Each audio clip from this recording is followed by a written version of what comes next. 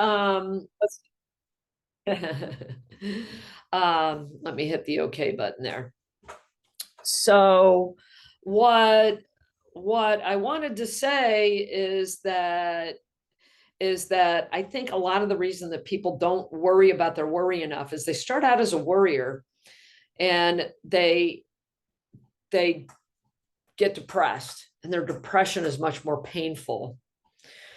Or they start having panic attacks, and their panic is so much more scary. Or you develop other issues. Those other issues tend to feel worse, yet people don't realize how much the worry is actually driving those other issues. And that's why, I'm really grateful that I stumbled across, as I said, working with worry. So worry and generalized anxiety disorder, anytime you see GAD, that means generalized anxiety disorder, the worry disorder. They're significantly related to many medical issues, skin disorders, cardiovascular disease, and even pain, headaches, and insomnia. But where we see a huge connection is with irritable bowel syndrome. A guy by the name of Lee found that irritable bowel syndrome is 5 times more likely to occur with people who have GAD, and the reverse is true, that people with GAD are almost 5 times more likely to have IBS. So if you've got issues with IBS, those GI issues, then you certainly want to address your worry as well. And more than 90%, I've heard as high as, I've even heard over 95%, but certainly over 90% of our serotonin receptors are in our guts. So, sometimes it makes sense too, to make sure that you have a healthy gut, and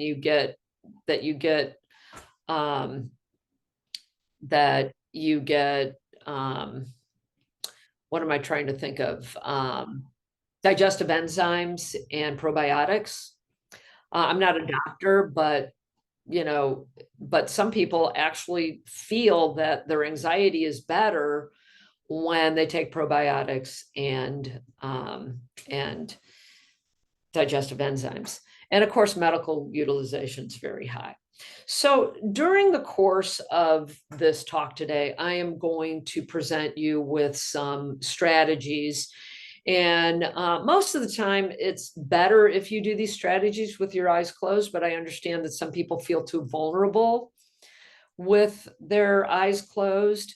So all I ask is that if you do relaxation with your eyes open, that you avoid staring, because when you stare, it can cause you to feel derealized, and that can be very uncomfortable. It can actually contribute to a panic attack. So the first one's very simple. I would like for you to just kind of take inventory, take notice of how you feel in your body right now. And I'd like for you to all give a great big sigh, like, oh, go ahead and do that. You feel better, don't you? Feel a little bit better. There's a release, and that is why we sigh, is because it brings us relief. It helps to trigger that parasympathetic nervous system that dampens that fight flight. Okay. Another one is that a lot of times, you mentioned that a lot of people here are depressed, and a lot of people have bipolar. And I'd like for you to notice how you feel. And I want you to use a closed posture. When you're depressed, you often put your head down, you bring your shoulders forward, you cross your arms. And I'd like for you to notice how that feels. And then changing that to an open posture where your palms are up and they're resting on your legs or next to you, and your shoulders are back, and you have an open posture. All right. And then, of course, you've all heard of mindfulness. And let's actually, I don't usually do this, but let's start with mindfulness with eyes open. I'd like for you to all look beyond your devices and noticing what you see: colors, shapes, textures, highlights, shadows,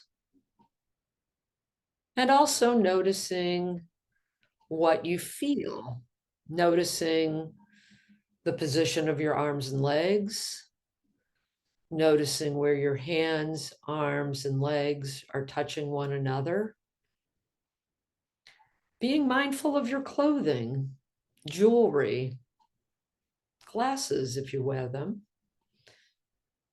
and noticing all of the surfaces beneath and behind you. Noticing the sounds that you hear, the sound of my voice, sounds inside the room that you're in. And if you'd like, you can gently close your eyes, knowing that you can always open them. And even with your eyes closed, noticing what you see, the backs of your eyelids.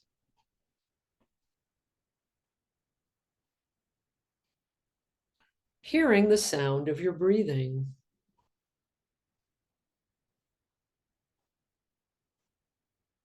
And hearing my voice. And sounds inside and outside of your room.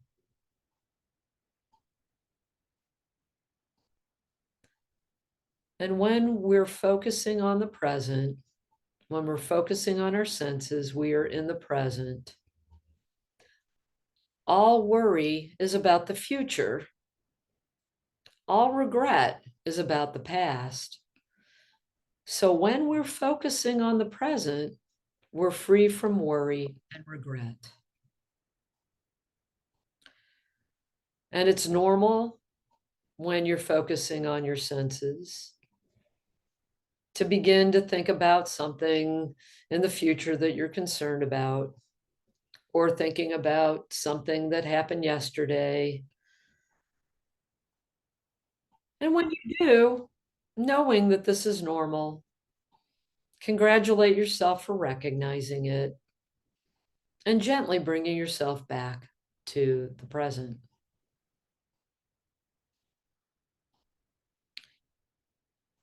Going back to observing your breathing. And after your next exhalation, opening your eyes if they were closed. Okay, so why do efforts fail? This is what I call a preview slide. The educational literature has taught us that when we are learning and we get a preview, we actually understand things better and we're more likely to remember them than if we get a review. And because you're recording this, you can do a review later. And I can probably even send you guys these slides. Might take a minute. But again, this is a preview, so I'm going to talk about all of these in more detail, except for number 5. Number 1 is waiting until the anxiety spiral is too strong and it's out of control. Fighting anxiety and thereby fueling it. Fighting anxiety fuels anxiety. There are some people try to be positive, but your efforts fail because there are some common pitfalls that I'm going to talk about to help you to overcome. And then emotional avoidance, in other words, stuffing your feelings. Negative reinforcement. I could talk for, and in some of my seminars, I have talked for an hour or 2 about negative reinforcement, as it's very powerful in anxiety. But for today, all I want to say is negative reinforcement are things that you do that make you feel better in the short term, that actually wind up making you feel worse in the long run. So substance abuse is a good example of that. And over checking things if you're anxious can make you feel, seeking reassurance can make you feel better in the short term. They can make you feel worse in the long run. But that's all I'm going to say about negative reinforcement. But I want to say, I really believe the most important thing to understand about worry is that anxiety and worry occur in a spiral. They occur in a spiral of interactions between thoughts, images, physical sensations, behaviors, and emotions. When we have a thought, it may lead to an image or a physical sensation or a behavior or emotion. And then that goes to something else and to something else and to something else. And we all experience this.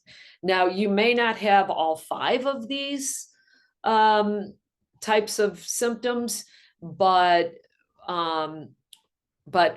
it follows a similar course each time. And every time you experience this spiral, it's strengthened in memory, or it's at least maintained in memory. And that sounds like very bad news.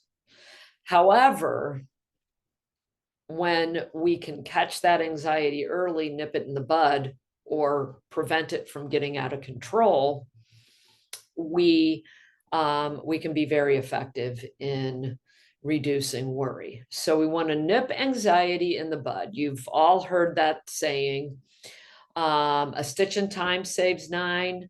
And most importantly, an ounce of prevention is worth a pound of cure. And catching it early, there's 3 advantages to catching your anxiety early.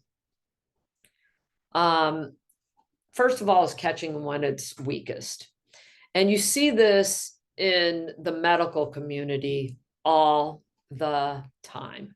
All right. We have an infection. It's much more easily treated if we catch that infection early, even the common cold early. I speak to dental professionals sometimes. You catch that gum disease early, oh boy, it's so much easier to treat than if it's in a higher stage. But the place that we're all, most familiar with it is with cancer. So I'm seeing all women here today. So those mammograms, when we catch cancer early, breast cancer early, we nip it in the bud. Colonoscopies, prostate exams, anytime we catch skin checks, anytime we catch that cancer early, that treatment is so much more effective and there's far less suffering. It's the same with the anxiety spiral. When we catch it earlier, and every time that you are able to prevent that spiral from getting out of control, you're thereby weakening it. It's like putting your worry into an emotional sling, if you will, where you actually, your worry begins to atrophy. It gets weaker with time. And then as you're practicing these strategies and getting better at preventing that spiral from beginning and catching it early when it does, new habits are strengthened. Now, if I just said to you all, hey, don't wait for anxiety to get out of control, do something about it earlier, that's not going to be very effective. Any idea why? We often don't notice it until it's too late. We're distracted by work, by other responsibilities, even by doing something fun, we're distracted. And by the time we notice that anxiety is mounting, it's often too late for these strategies to work. And that's why a lot of people are frustrated by, wow, I've been practicing this relaxation for months and I still worry all the time. and that's why, because we want to practice it frequently. So we want to create reminders. One way is to put up sticky notes. And there's two strategies to sticky notes. One is put them in places that are identified as being stressful. So if you tend to overeat because of your stress levels and your anxiety, put one on the refrigerator, put one on the pantry. If you if you have a clock and you're a clock watcher, put one on that clock.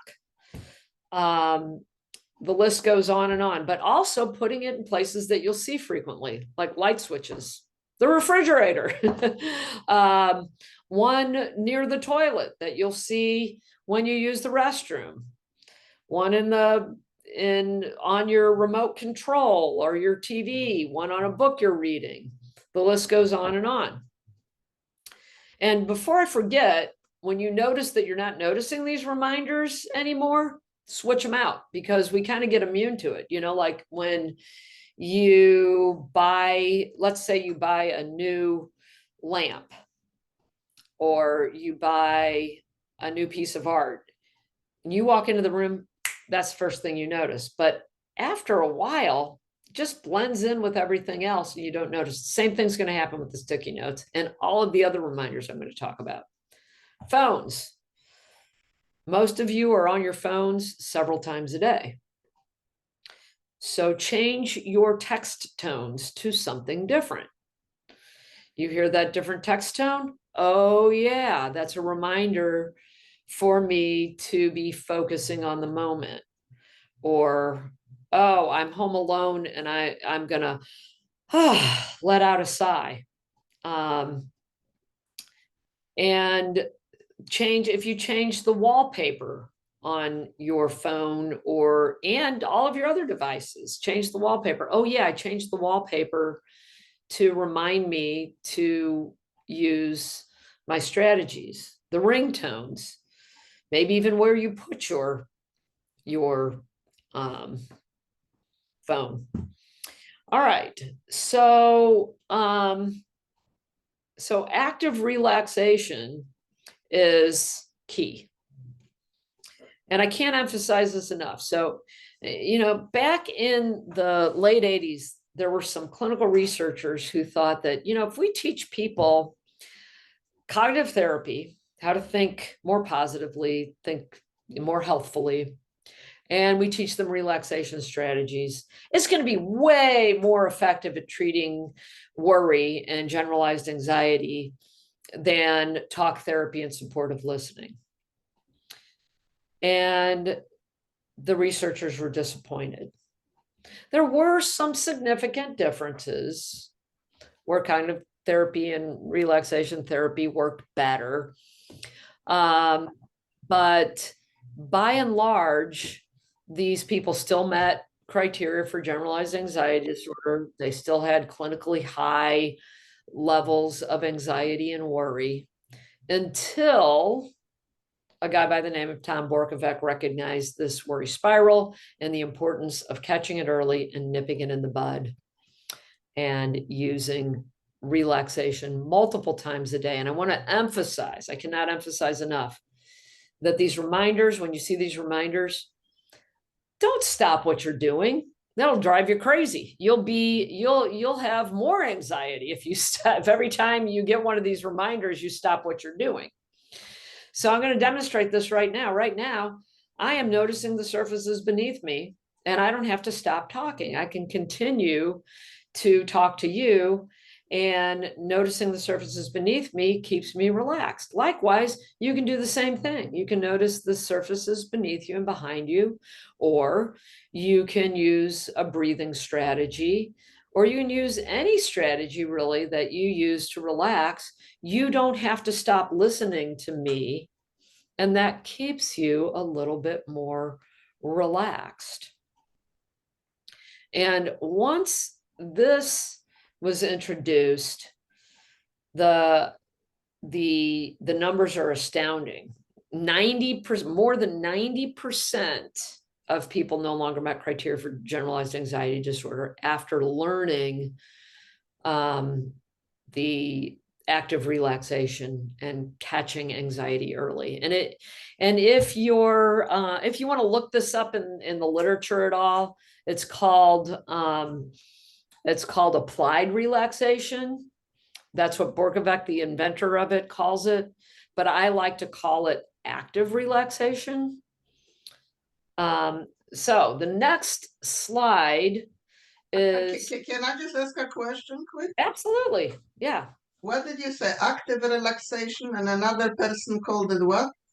Applied relaxation. Because Yeah. I think if I'm listening and I'm relaxed to you, and I do or looking on the floor or something, that for me that's not good because it's like two things together. And when I just concentrate on one thing, I'm more relaxed than than doing exercise, walking, whatever, looking on the floor. For me, it will not do it.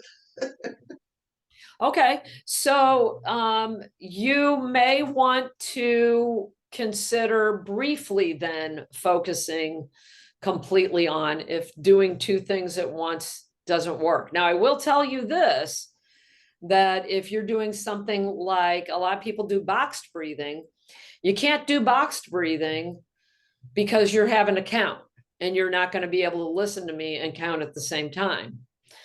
But there may be, as we go through, there may be one that you feel like you can do at the same time. Okay, thank you. I appreciate that. I just was a bit confused. Thank you. Yeah, yeah. And I just took a dialectic behavioral therapy 4-day course in doing that last month.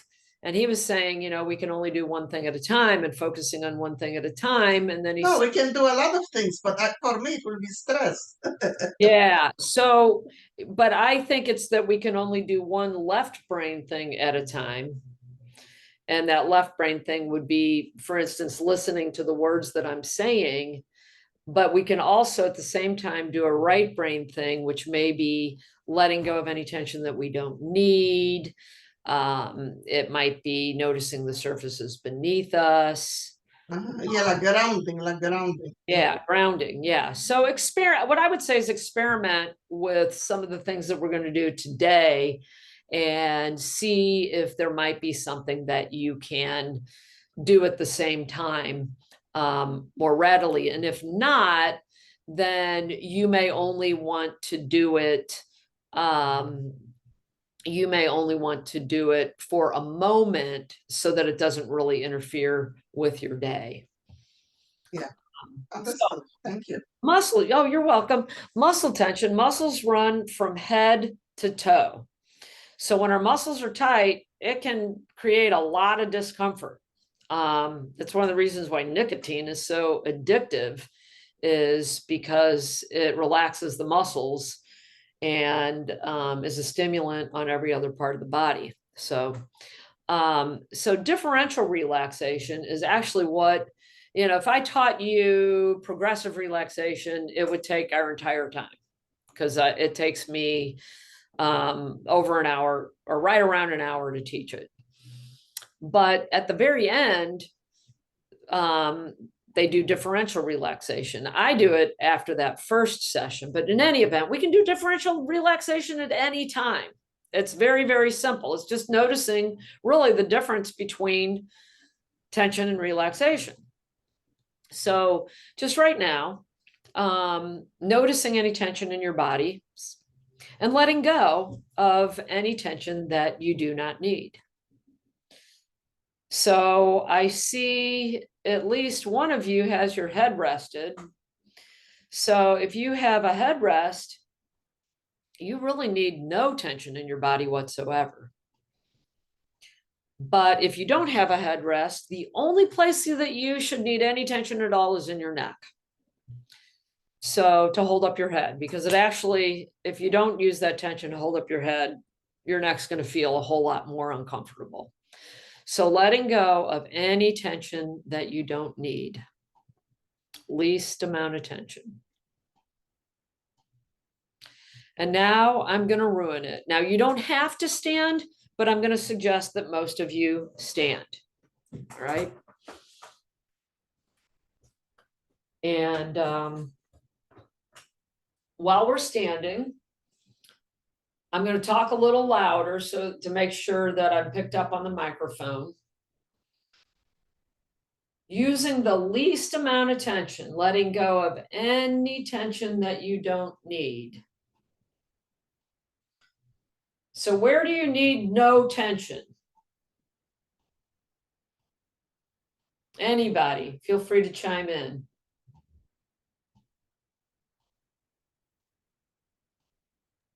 We need no tension in our hands and arms. Shoulder and neck. In our face, and you're right, we don't need any tension in our shoulders. You need a little bit in your neck to hold up your head. You certainly need some in your spine to hold up your spine. Definitely need some in your legs. Now you may notice lower back. Lower back. Yeah. Yeah, you definitely need some in your legs and your seat. Yeah, probably you're right. Probably a little bit in your lower back, yes, in your spine. But if you're swaying, you've been successful. You're letting go. If you're not swaying, thinking of letting go of half of the tension in your legs or letting go until you sway. All right. And in a moment, I'm going to ask that you take about 10 steps away, 10 or 12 steps away and 10 or 12 steps back, not yet. I want you to walk with the least amount of tension, but at your normal pace, not slow, normal pace, least amount of tension, go.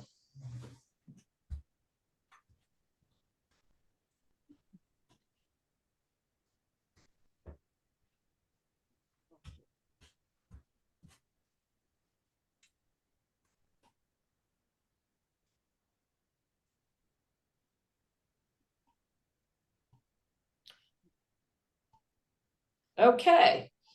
And now, were you surprised at how little tension you needed to be able to walk at your normal pace? Hopefully you were. Yes.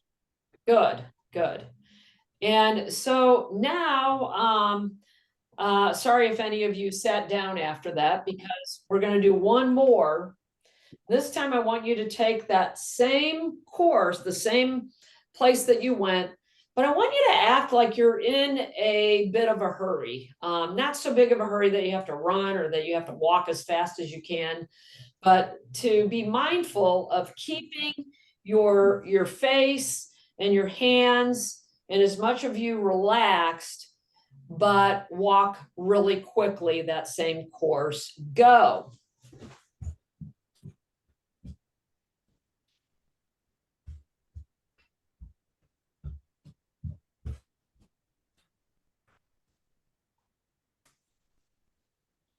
All right, now the rest of you may have a seat. I'm going to stay standing because I want to demonstrate that when we have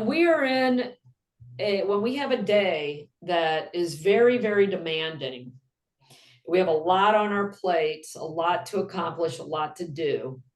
We might go through that day like this. Okay. And you see people when they're in a hurry, you see that their fists are sometimes clenched. You may do this yourself. A lot of times people have their brow furrowed or they have their eyebrows raised and they're like this. And hopefully you can hear the sound of my feet hitting the ground here. I can walk just as fast like this. I've just let go of about 40 or 50% of my tension. And I'd like for you to think about the difference halfway through your day when you're going like this versus like this at the end of the day. And, and how much your muscles can hurt and how much that can exhaust you and make you feel really, really fatigued. All right. So this next one is a very simple one. I actually learned this from somebody who took one of my live seminars years ago. And it turns out that part of, if you've done progressive relaxation, you probably know that we can get our muscles much more relaxed if we tense them first. And progressive relaxation is systematically tensing and relaxing 16 different muscle groups, but we don't have time to do that, as I said. So a really quick way is to do noodle. All right. So I really want to emphasize that when we do this, it should not cause any pain. Mild discomfort, but never pain. So in a moment, I'm going to ask you to tighten all of the muscles in your body, including your face and neck, and just tensing, don't do it yet, all of the muscles in your body as if you were a big uncooked pasta noodle. All right. So pasta noodle now. Tense those muscles, don't cause any pain. Feeling those muscles being tight, thinking of your body and your face as being an uncooked noodle, and relaxing, and now you're a cooked noodle. You're soft, malleable, as if you have no joints, flimsy, floppy, noodly, relaxed. And noticing the difference between how you feel now as compared to when you did the cooked noodle. And do that cooked noodle again now. Feel the tension and noticing how different you feel now as the uncooked noodle, tight and relaxing into cooked noodle. Soft, loose, released, jointless. And one that I had invented, in fact, how I heard about it is I was presenting this as Tin Man to Scarecrow, tightening all your muscles like a Tin Man, and then being the Scarecrow or Ragdoll. And I usually ask people to do it twice. So experiment, do noodle, do Tin Man. Maybe you like them equally the same. Maybe you like noodle better. Maybe you like Tin Man Scarecrow better. But, think about doing it twice. All right. Okay. The sponge imagery is one that I invented that people like. And I want you, if you're in a chair instead of on a couch, or even if you're on a couch, make sure that your back is up against the chair or the couch. And that there's no tension in your hands and arms, and that both of your feet are on the floor. Unless you're lying down. If you happen to be lying down on a couch, that's fine too. And closing your eyes, if you're comfortable doing so, and noticing all of the surfaces beneath you. The floor beneath your feet, your legs and seat beneath the sorry, the chair or the couch beneath your legs and seat, and the couch or the chair behind your back, and any surface that might be behind your head. Visualizing, imagining that all of these surfaces beneath you are like sponges, but instead of absorbing water, they're absorbing tension out of your body. Feeling the absorbing power of these spongy surfaces draining tension out of your body. Allowing gravity to help. Allowing your breathing to help, so that as you breathe in, any tension that's remaining is breaking into smaller pieces. And as you breathe out, those smaller pieces are more easily absorbed by the spongy surfaces beneath and behind you. Noticing that each time you breathe out, you're feeling a little bit more relaxed. Each time you breathe out, you're feeling a little bit more calm. And after your next exhalation, opening your eyes. And I just wanted to say a word about that. Approximately 10% of people have a paradoxical response to relaxation where they feel actually more vulnerable, so that they feel, and this is, you'd mentioned, Amy, that you have people joining us today who have PTSD. And I think a lot of people with PTSD feel too vulnerable when their eyes are closed. And I just want to make the point that when are you safer? Are you safer when you're worrying? Or do you think that you're safer when you're aware of what you see and hear? So I think that is something that can help to be able to be better at mindfulness and to do the relaxation with eyes open. And when you feel comfortable closing your eyes, knowing you can open them at any time. All right. So there are over 100 ways that therapists and other professionals have taught people how to do breathing exercises. And I say, if they're working for you, keep doing them. Keep doing them. But some people complain about breathing exercises because it's a performance. They have to count. They have to think too much.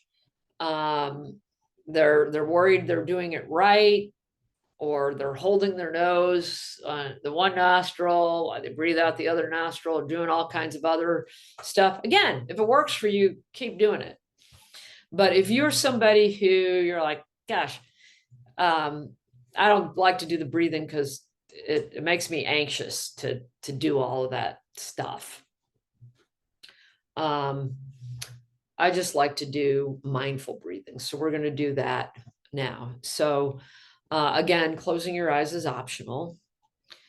And just noticing your breathing, following your breathing, forgetting everything that you've heard about how to breathe, and instead just noticing the sound of your breathing, the sound of the air coming in and out of your nose and maybe mouth. Noticing the feeling of the air coming in and out of your nose. Noticing if the air you're breathing in is cooler than the air you're breathing out.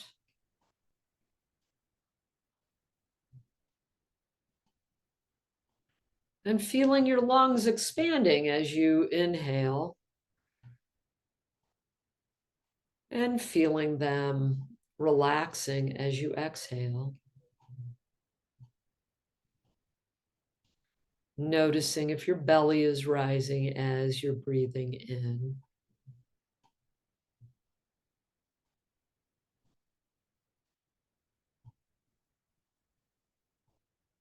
And noticing the pauses in your breath. The natural pause after you breathe in and the natural pause after you breathe out.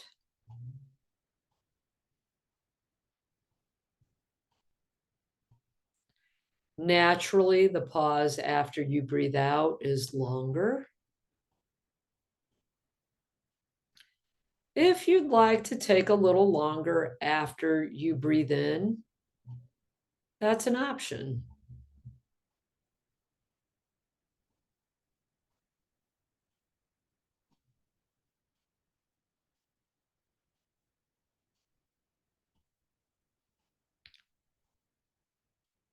Visualizing yourself breathing in fresh, clear, oxygenated air.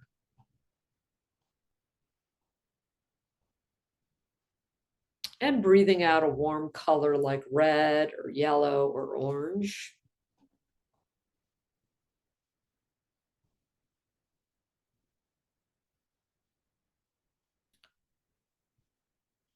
Switching as you breathe in to breathing in either fresh, clear, oxygenated air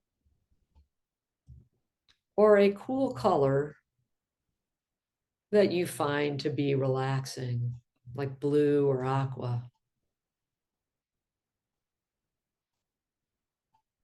Or if there's another color you find to be more relaxing. Visualizing yourself breathing in that color.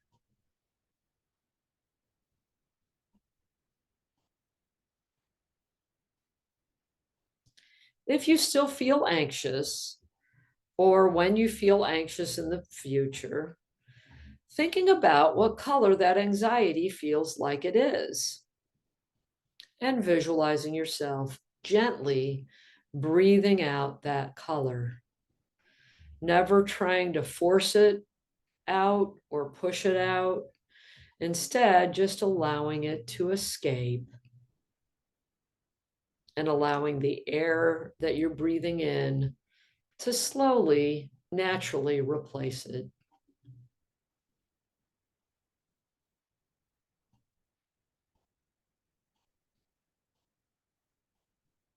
Another alternative is to add words to your breathing, like thinking the word peace as you breathe in and calm as you breathe out. Or even a short phrase like God is peace. God as you breathe in is as you breathe out. Peace during the quiet pause. Shalom, sha as you breathe in, lom as you breathe out. Namaste, na as you breathe in, mas as you breathe out. Stay during that quiet pause after your exhalation. The list is endless. Could be puppies, kittens, anything you like.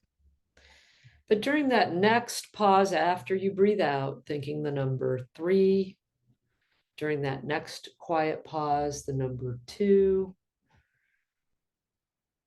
continuing to think one lower number all the way down to 0,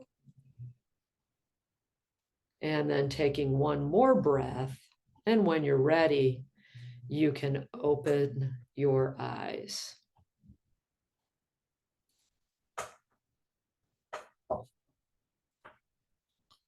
Okay.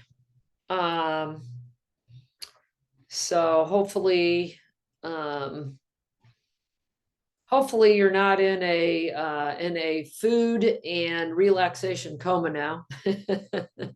Hopefully it's early enough there that you haven't had lunch. I like very much what you did with the breathing, because I also don't like the nostril. It stresses me out. I don't like too much counting, but whatever you were doing and describing the breathing was just right. So that was wonderful. Good. I'm glad to hear that. All right, so the 2 most important things to understand about the nature of worry and anxiety is anxiety occurs in a spiral, so we want to catch that anxiety early. And the other one is that fighting anxiety fuels anxiety. So many of you have seen or have read Harry Potter. And my favorite example of this is the Devil's Snare. need that last part, but I thought that's funny. So another good one is the Chinese finger trap. If you've read my books, you've seen this part. The harder you try to get out of the Chinese finger trap, the more it grips you, the more stuck you are, and the more uncomfortable you are. When you accept that you're stuck and you let go of that struggle, you create room.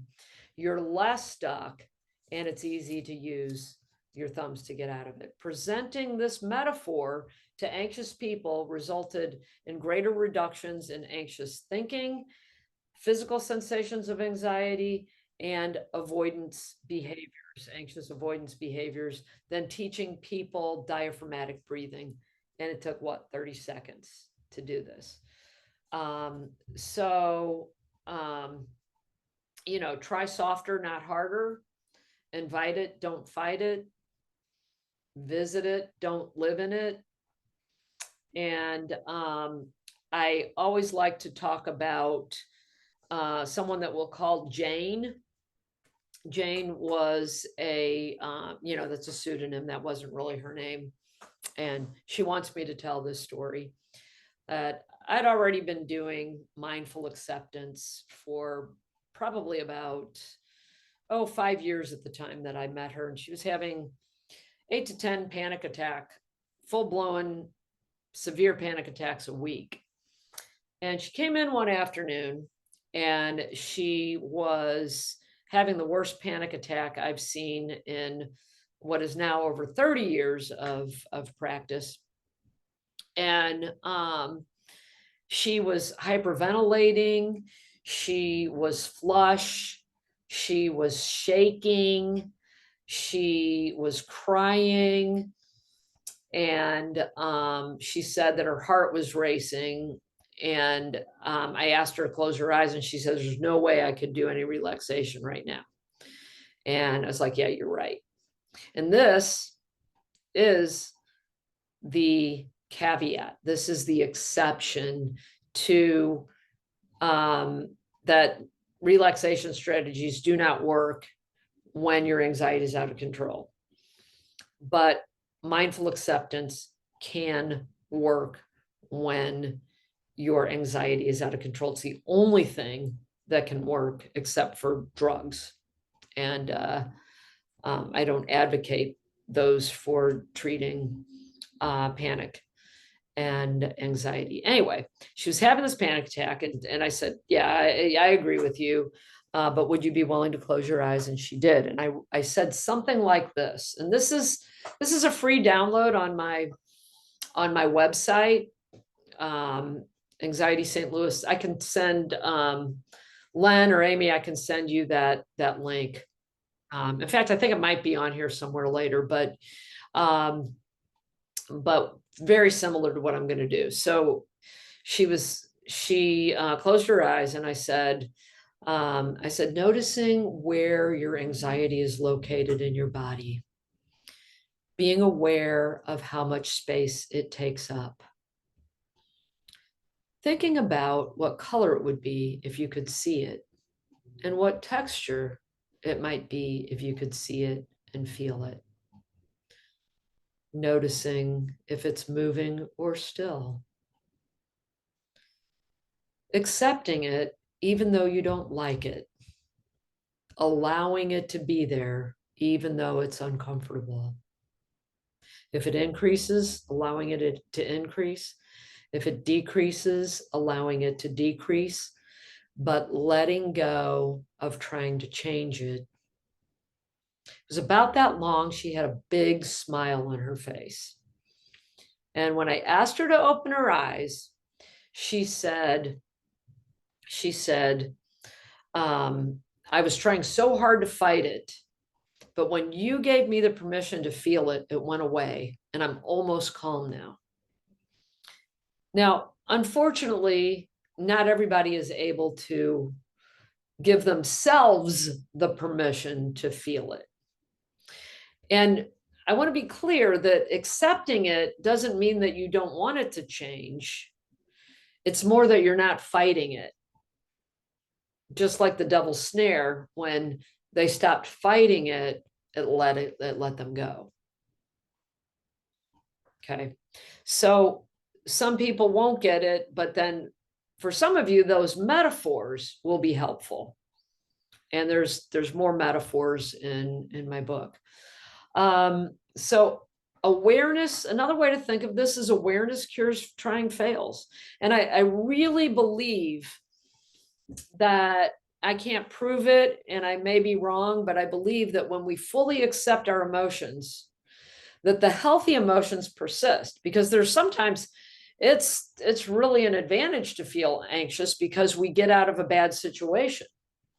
That anxiety is telling us that we need to run, sometimes literally need to run away from, a bear or a dog or another predator, or that we need to run out of a bad relationship or a bad job. But I believe that when we accept that, the unhealthy stuff melts away. All right.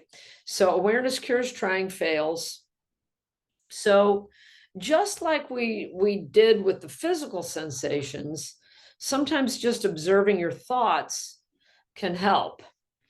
So we're going to do that right now. I'm actually going to ask you to purposefully begin to worry. And again, this is best if you close your eyes. So purposefully begin to worry about something that you have been worried about. And sorry to, bring up the worry and cause you some anxiety, but I want you to purposefully worry.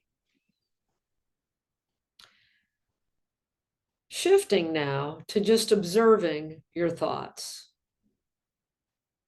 No longer try to worry, but don't try to stop the worry either. Instead, it's a new way of being with your mind, one in which you're observing rather than reacting. Observing almost as if you're watching cars go down the street or birds flying by, observing those thoughts without judgment for a bit longer.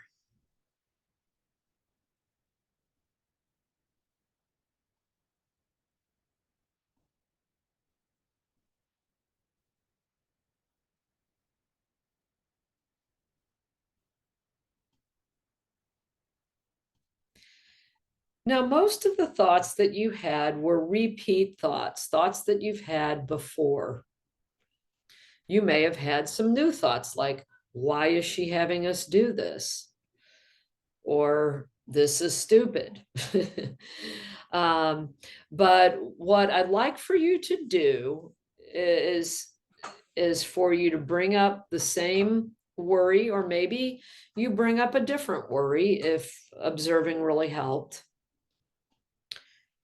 And again, going to just observing those thoughts. And after each thought, label quietly in your mind, new or repeat, starting now.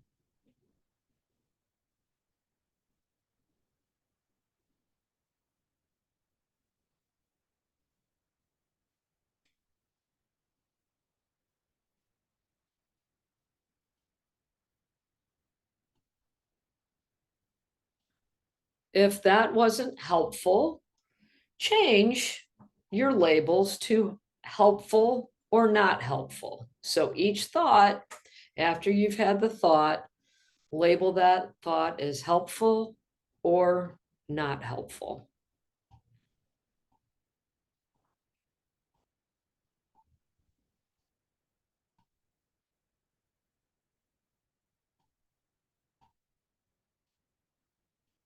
And opening your eyes. So sometimes awareness cures trying fails. Sometimes when we recognize that, I use that one, just observing my thoughts a lot and labeling useless a lot. These are ones I use. If I can't sleep, I just observe my thoughts and it usually helps me to fall back to sleep. All right. So labeling, even though I'm the worry expert, I still worry sometimes. And there's all kinds of labels you can use. But what usually happens is when people just observe their thoughts, for some people, it doesn't help at all, but usually those thoughts get a little bit less intense, or they change to be better thoughts, or sometimes your mind will just go blank. But what I've found is that the labeling usually works, that if you label repeat, repeat, repeat, you begin to feel the futility of those repetitive thoughts in a way that you haven't felt before, and it helps. We can also label the emotions as useful or not useful, helpful or not helpful. Okay, and then using process and states words, we're going to do an experiment before I talk about this. I'd like for you to notice where in your body, and remember where in your body you usually feel stress and anxiety when you feel it. Closing your eyes and noticing how you feel when I say these words. Calm down. Calming. Calm. Calm. Calming. Calm down. Then you can open your eyes. Anyone ever tell you to calm down and you want to flip them off? Or they tell you relax and you get more irritated? That's because these are commands. So we want to use states and process words in lieu of commands. So words like relaxing, softening, soft, loose, peaceful. So ask people who tell you to chill out or let it go, ask them to use your favorite state or process word and experiment. Use a thesaurus and come up with some states and process words and find out what works best for you. And don't worry.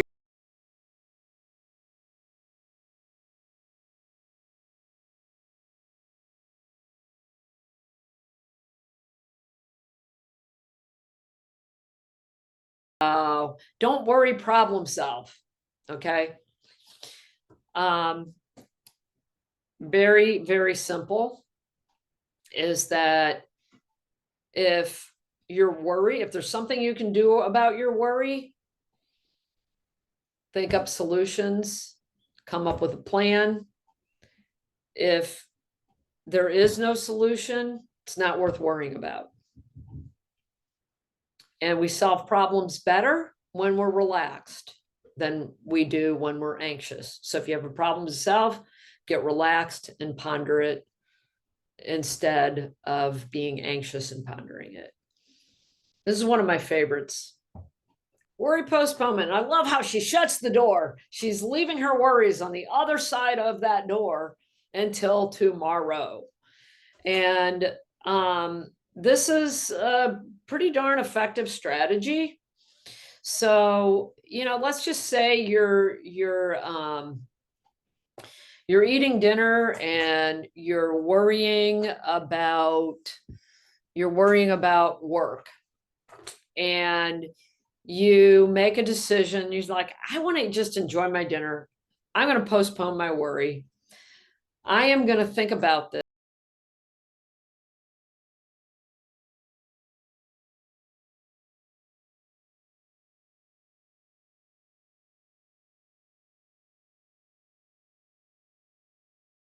Your food and letting go of any tension that you don't need, for instance. Okay. And we can postpone things that, are down the future. So if you have something, some kind of event that's happening on Labor Day, that's months away, think about when are you going to start preparing for that event? Mark it in your calendar and postpone your worry to that event. That doesn't mean you're not going to think about it, that you're not going to worry about it, but each time you do, remind yourself, oh, you know what, I'm going to think about that on August 22nd. And then it's easier to let go of it. Does positive thinking work? What do you think? If you're thinking yes, you're right. And if you're thinking no, you're right. Positive thinking only works if you believe it. If you don't believe it, it's not going to work. And that's one of the reasons that people fail with cognitive therapy. They think, okay, I'm going to think positively. They don't believe it. So it doesn't work. So, you know, you have a child or a grandchild who's riding their bike and they want to ride their bike with their friends. And you think, oh, I'm afraid they're going to get hurt. Oh, they'll be fine. Kids get hurt on their bikes every day. So, you know, you're not going to believe that. But if you look at better but believable thoughts, thoughts that are better but believable than I'm afraid he's going to get hurt, he's socializing with his friends. He's creating independence. He's wearing a helmet. He's riding in a safe area. We've taught him the rules of the road. He'll have fun. He's getting physical exercise. He's not playing video games. He won't fight with his sister, et cetera, et cetera.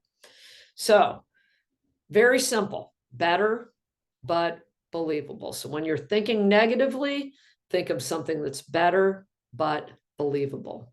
All right. So, and I'm sorry, I got off on tangents and I'm taking a long time to do what's normally an hour talk. Jen, are you gonna have enough time to talk a little bit about your book? I'll Don't worry. fly through the rest of this so that we have a little bit.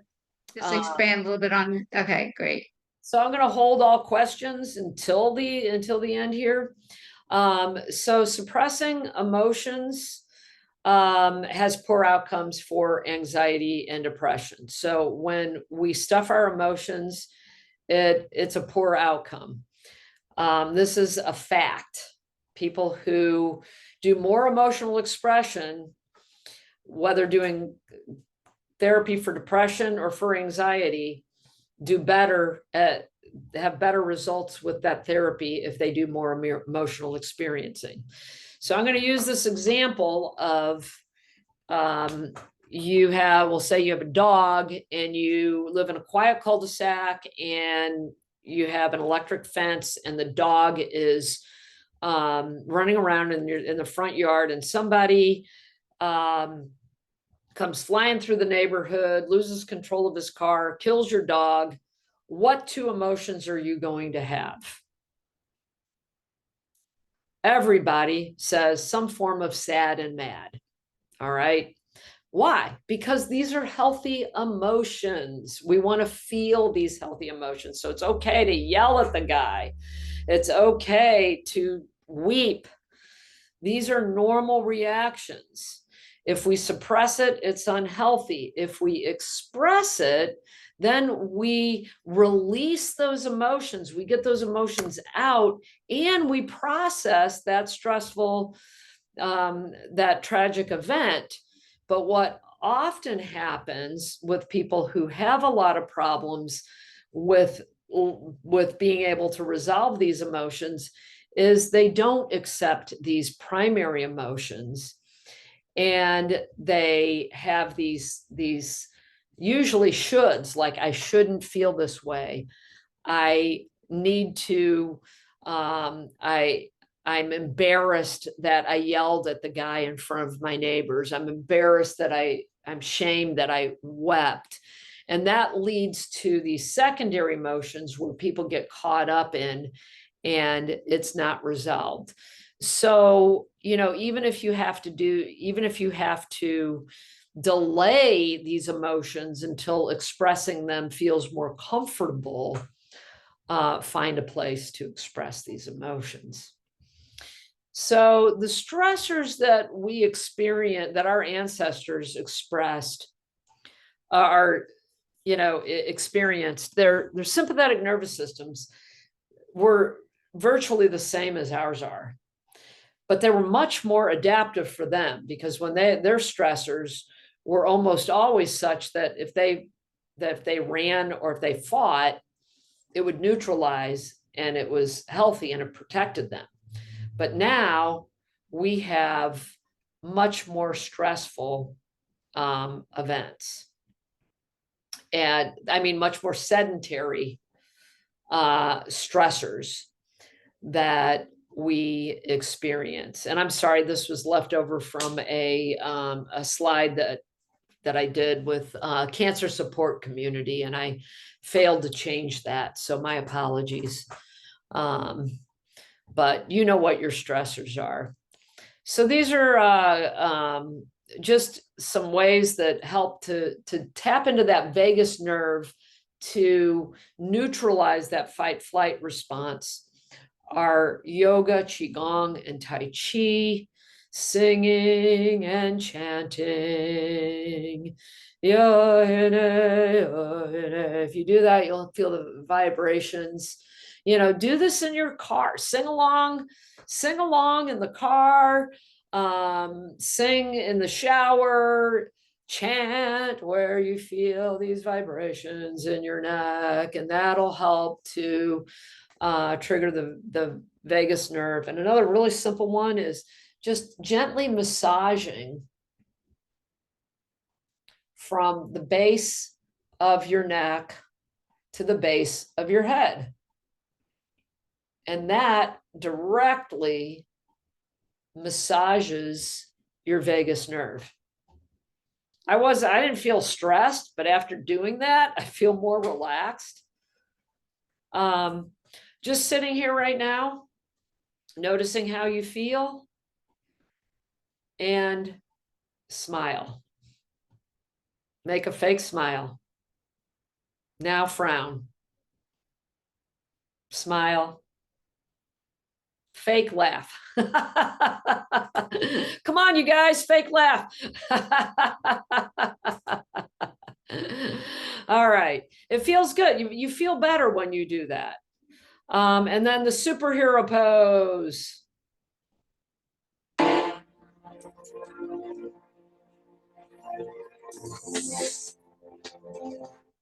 Oops, sorry. I was trying to make it quicker. Because we are running out of time, let's do that. When you engage in the superhero pose, like your Superman, Superwoman, it actually increases your confidence and you're more likely to perform better on tests or a stressful situation. All right. I believe we are far better at feeling compassion for other people than we are for ourselves. So I want you to think about someone that you feel, or it could be a pet, an animal, or a person, or even a group of people that you are feeling compassion for. And I want you to notice how you feel that compassion in your body. And I'd like for you to feel that for yourself. Think about something that you're going through right now. Breathing in self-compassion, acknowledging the difficulty as at the top of your breath, and as you breathe out, relaxing.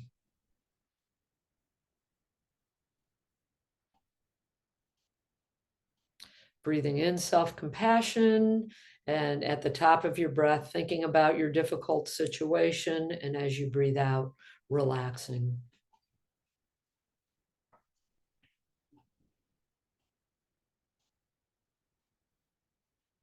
And this can also work really well to breathe in self-compassion, acknowledge a difficulty that you have with someone else, and breathe out compassion for them.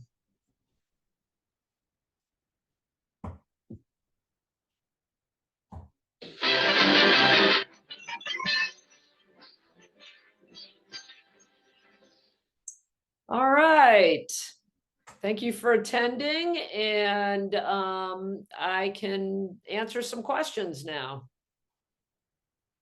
Thank you so much. That was absolutely fabulous. And I don't want to keep you how much time do you have? Because it's looking like it's pretty close to 1 o'clock, so I don't want to. Yeah, and this is normally a half hour, but because you said talk for an hour and a half, and I often don't have any questions at the end, I got kind of verbose. Oh, it was that was amazing. wonderful. I am so very grateful. This is Helen. Oh, But that's also great. you mentioned something about your website. We can find out, blah, blah, what is that something I can write on a piece of paper now, or is it not Yeah, okay? let me see. That was another thing. Let me do this. I'm gonna do it right here.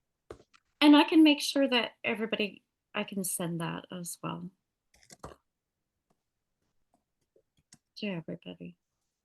Uh, on our I mailing think list. we are going to get the slides, right? Can you please provide is it possible for you to provide the slides? Vikram, is that Vikram? Yes. Yes, I can do that. It may be a while before I can do that. But sure. I just have to find the right format for them. Do you, let's see, I'm trying to think of what, Keynote, what's the one that I have Keynote, but what is it? You know what? I'll correspond with, was it Amy? It'd be best to correspond with. Sure. Yeah, we could figure out the details All later. right. So, what I'm gonna do here is, And there, there's your book. there which is there's the website right There there. you go. Yes, we have that one. Anxiety St. Louis Anxiety St. psychologist. Louis. Okay, well, why don't you Mhm. just leave it for a moment, okay? I just want Yeah, I'll leave that to up write there it down. while other people. And I Yeah. can put that in the chat right now as well. Anxiety. And then, Great. oh, And you might and want to, then, you might want to capitalize the A and capitalize the S and capitalize the S. It'll be easier for people to follow. And silly me, I don't even know if is it a forward slash or a backward slash? But if you just go to anxiety St. Louis psychologist.com, you only see my website. You won't there's a bunch of on there. see that little so much. slash free. That's a secret to getting free Wow. free MP3s that you can download. Oh, that would be amazing. Are they like guided meditations or things like that? Yeah. Oh, that would be amazing. They're really not meditations. Those are those are more of the active relaxation kind of things. It has the acceptance, the acceptance of the physical anxiety, the observation of worries, the labeling of new and repeat.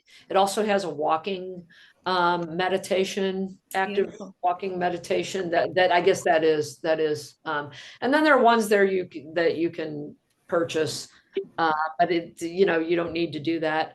Len, you wanted me to talk a little bit about my book. Yes, just a little bit.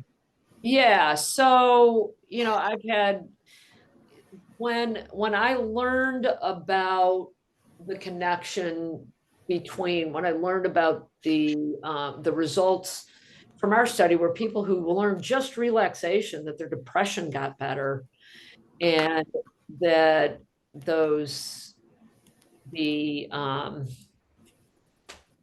the meta-analysis that showed that when we treat worry, it improves depression as much as it helps. Begin by focusing on what you see. There you go. Somebody found it. I don't know who.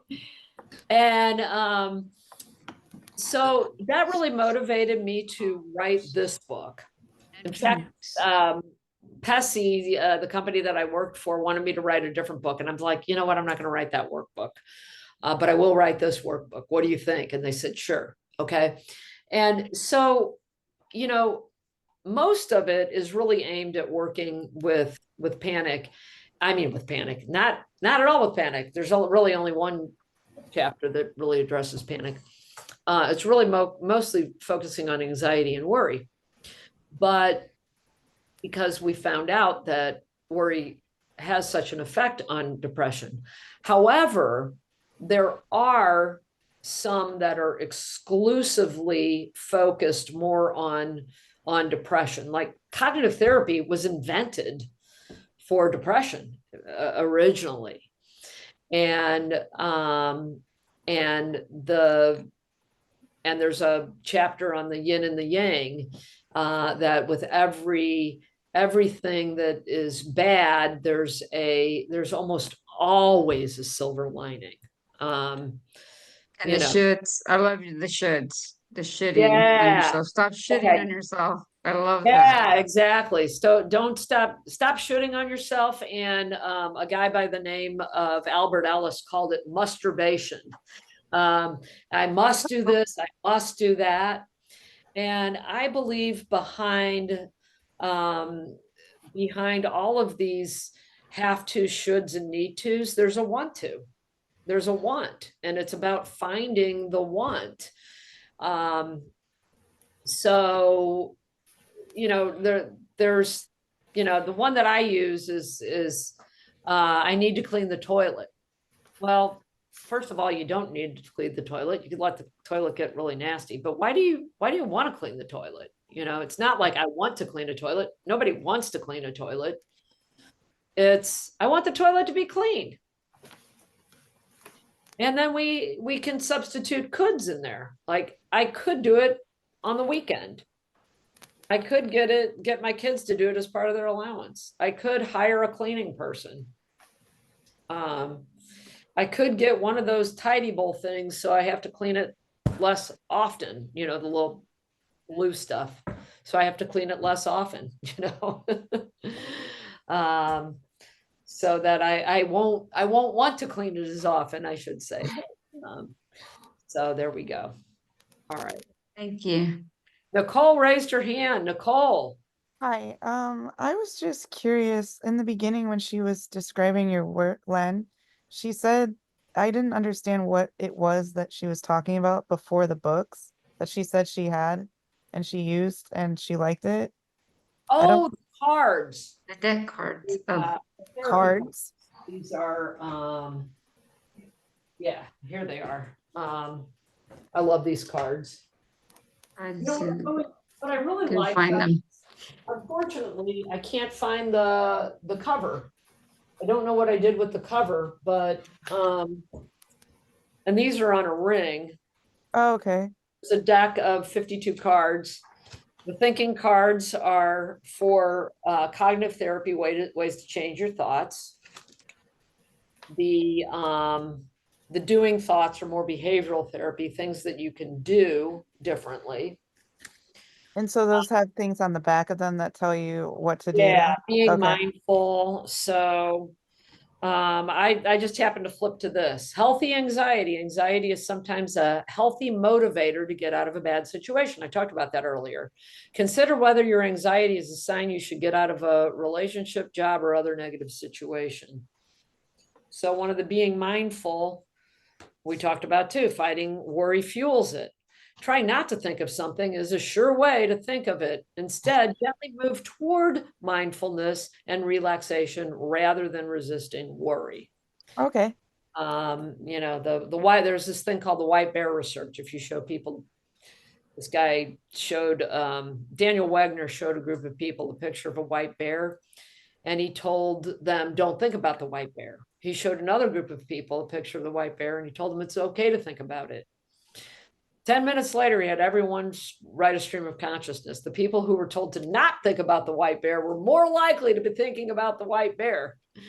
And when he did a follow-up study on worry, he found that difference was even greater when he told people not to worry about something they're worrying about. So yeah, I love these because they're short and simple. So, you know, a book can be kind of overwhelming. And I suggest that people flip, you know, do one card a day. And if you like it, start practicing it. If you don't like it, put it into kind of a discard pile, that you're not going to use it, because you're not going to like all 52. Oh, and then I have the kid deck too. If you have, Oh, wow. that's for, I wrote it with a friend of mine who is an artist. She's a certified art therapist, and she works more with kids than I do. So we have the making art and thinking and doing cards. It's great. It's great for kids. Adolescents love the adult deck. But the kid one is really good for probably even helping kids, as young as 4 or 5, all the way up to like 11 or 12. And then I think the adult deck is better the older you get. So yeah. Thank you Thanks for for explaining asking me that. about that. And your book is cool because it's small chapters. You know what I mean? It's like small exercises, not like a Yeah. big giant chapters, many, many, many pages and one chapter. Yes, That's what I I love about it. agree. And I like it for that reason too. And I like the workbook reason for it. I have ADHD. Me too.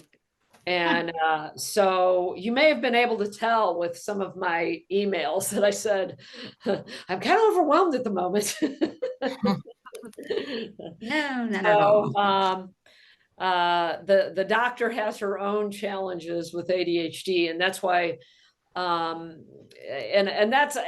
grateful for ADHD because I like parts of it, and I think it's part of what makes me a better speaker, because I would sit in these webinars and seminars and get so bored that I like to try to make mine exciting and moving and changing. Okay.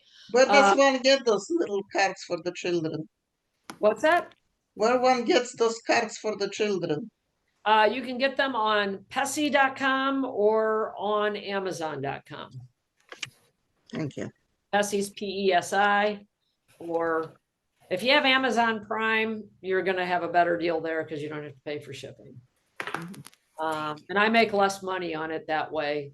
And I'm telling you the best way is because I'm not worried about that. I want you guys to, get the best deal, and you're going to get the best deal on Amazon. Okay, let's take these 2 more questions. Elizabeth? Hi, thank you so much for being here today. So I realized that, well, I wanted to mention that I really like the noodle. I love feeling the tension and then just the release. I really like that. But also I notice when I have anxiety and it's coming around, like if I'm working, right? What I like to do, I do some breathing, but I like to focus on a task. I don't know if you like, even if it's like a minimal, like focusing on a task help. And Yeah, then, yeah, good point. yeah, I love that. I love that. And I even have a doing dishes, yes, I do dishes when I that sit. of noticing the feeling of the water and listening Yes, to the bubbles and so mindfully cleaning, yes. and cleaning a toilet, that's not a good one, but mindful cleaning. Dishes I are love good. mindful vacuuming. Mindful vacuuming is a good one. So, yes. Yeah, and then one thing I like to do is I have puzzles on my phone, and I find that if I just take a moment to, like, for example, on my lunch break, it really helps my anxiety. Yeah, I saw someone doing those on the plane on Sunday. She was Uh, doing puzzle, yeah, electronic puzzle. Yeah. yes, Yeah, exactly. it's a mindful activity. Yes. Yeah. All right, Vikram, you have a question. Or Yes, Vikram, is that yes. leftover from your My other question is about like like the distinction between worry and like anxiety and generalized anxiety disorder. So I mean, I have a running conversation with both my therapist and my psychiatrist about that. Like I think like depression itself has like a anxiety component, which is like I think very physical, and it is visible on your face as well. But it's not a separate. I think it's not like generalized anxiety disorder. I mean, that's what my understanding is, and I think I only have that one. But both my therapists, my therapist thinks that that is not the case. So I mean, like, and then there's also a distinction apparently between like the kind of cognitive symptoms you have with the generalized anxiety disorder versus with depression. Do you like, like they're slightly different? Yeah, Yeah, of course. I mean, there's the overlap of irritability, there's the overlap of sleep problems. You know, but of course, people with depression may sleep too little or may sleep too much. And people with anxiety just don't sleep, you know, have a problem with insomnia or can. Sometimes people wear themselves out with that anxiety. Irritability is a common symptom between the two of them. And as far as you know, the anxiety disorders they've changed now because it used to be OCD. They don't call it. And I think some of the confusion is that like PTSD, there's a lot of anxiety. OCD, there's a lot of anxiety. They used to be called anxiety disorders. There no longer are. But and that's kind of my point in the beginning, is that anxiety is so pervasive amongst particularly worry amongst all of these disorders. But I think it's less important to you know, to delineate between, I mean, worry is a cognitive thing. It's thoughts that I like to call it. It's thoughts that that aren't productive, that generate anxiety.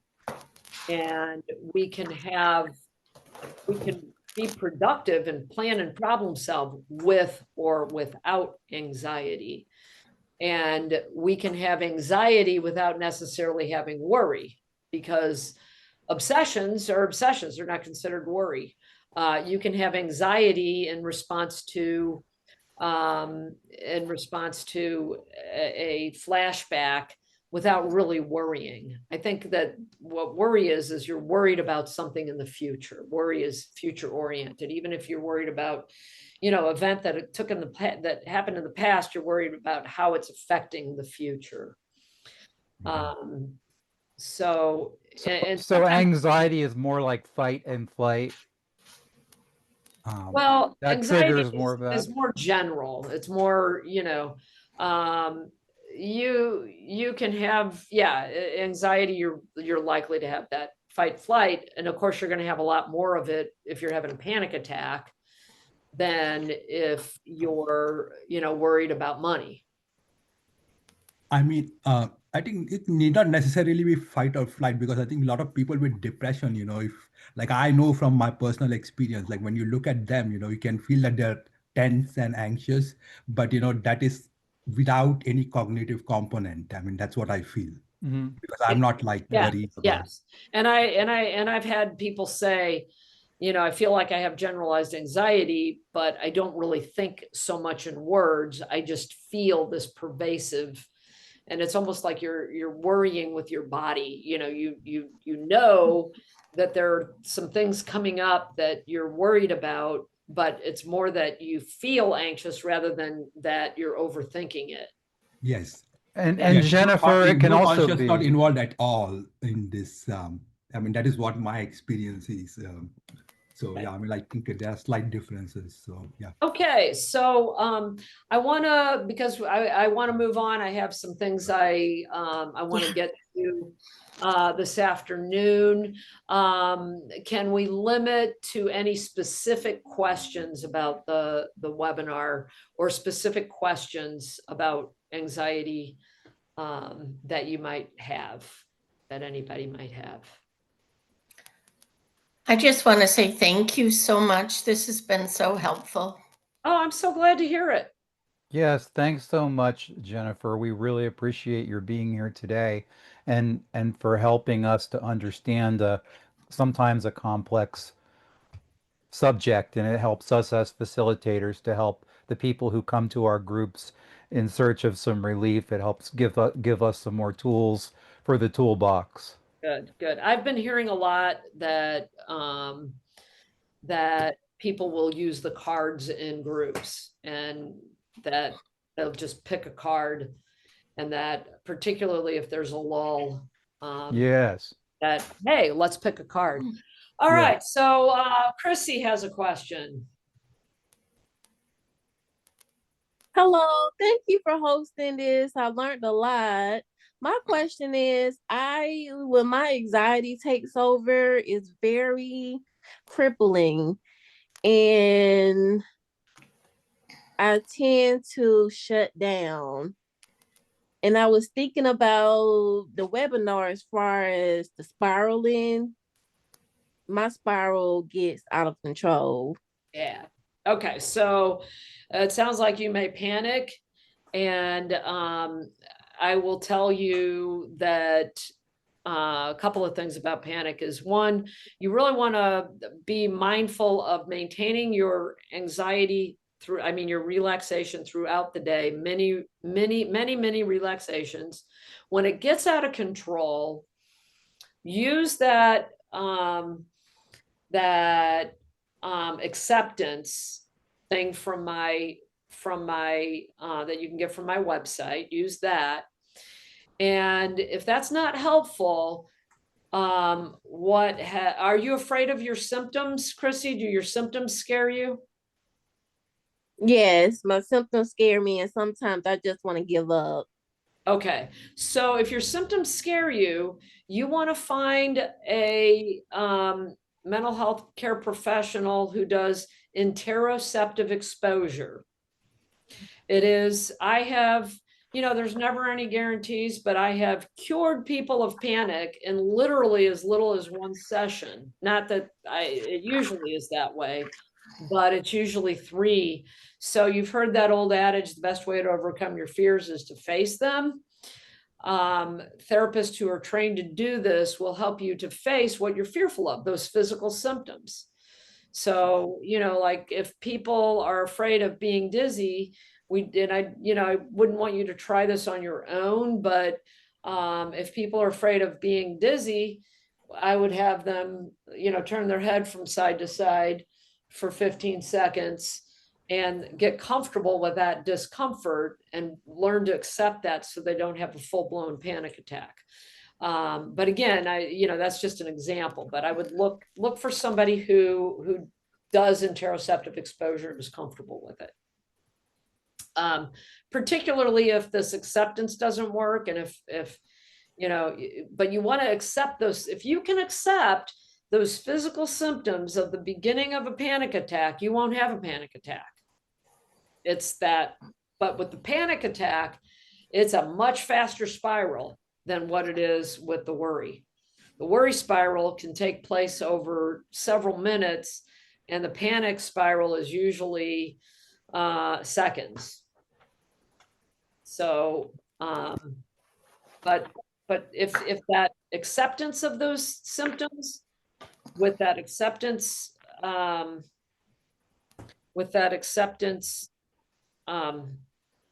recording that I have that's free, if that and maintaining your relaxation throughout the day doesn't work for you, then you want to find a therapist that does interoceptive exposure. Thank you so much for that. Yeah, panic attacks are horrible. I'm really super lucky because I've had one of them, and I'm so glad that I had that one because it helped me to be able to really identify with what other people are going through with it. And I'm so grateful that I didn't have a second one. And I think part of it is I knew what it was, so it didn't freak me out as much because I was in graduate school. Surprise, surprise for those of you who've been through graduate school. So it didn't freak me out as much because I knew it was a panic attack. Because otherwise I might have started fearing having more, but anyway. All right, so I'm going to close the session down today because I have stuff to do. Thank you. And Thank you so it's been a pleasure. and thank you, Jen, for coming on. We really are grateful and appreciate it.